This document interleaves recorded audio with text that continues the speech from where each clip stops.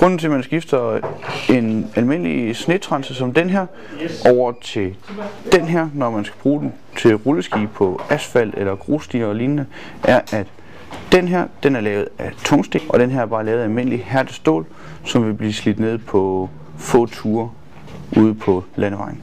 Måden, hvor vi tager den gamle spids af staven, det er, at vi koger den. Den er nemlig sat på med varmelim, og når det bliver varmet op, så bliver det helt blødt, og så kan man afmontere. Og man skal koge spidsen i cirka 20-30 sekunder.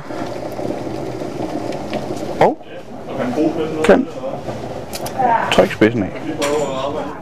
Når vi skal sætte spidsen på til asfalt, så bruger vi sådan en almindelig varme limpistol.